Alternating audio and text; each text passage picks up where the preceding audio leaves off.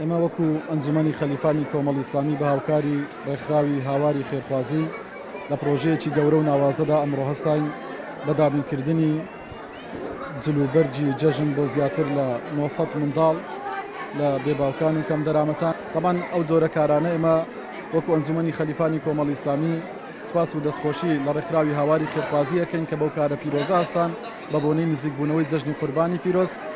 ئەو جۆرە کارانە تەنها کەسانێک ئەنجامیدەن کە هەز بە ئێش و ئازار و معاناتی خەڵک ئەکەن.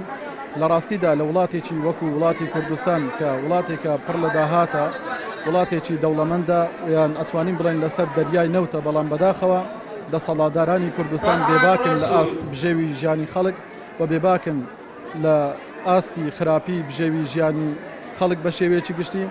و هەروە ئەمەوێت کە لێرەوە بڵێم ئەمەش هاوکاریەکان کە ئێمە هەمووی لە ڕێی خەڵکی خێرخوازەوە بەدەستمان گەیشتووە، ئەلحەمدولیلا خەڵکی خێرخواز هاوکاری ئێمە کردو، ئێمەش توانیمانە کە ئەمڕۆ ئەم چالێکە لێرە ئەنجام بدەین.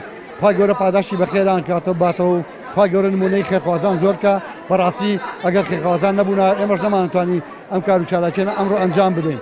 خوا گەورە پاداشی هەموو لای باتەوە و ئێمە زۆر سپاسی هەموو لایەکانەکەن و سپاسی ئێوەش دەکەین کە ئەرکوماندوو بێتێکتان کێشاو کە هاتن بۆ ئەوەی بەسەر ئێمەتان بەسەر کردەوە، هاتن بۆ ئەوەی کەوا ئەم چالاکی ئەمڕۆ ئێمە بگەێنین بە خەڵکی.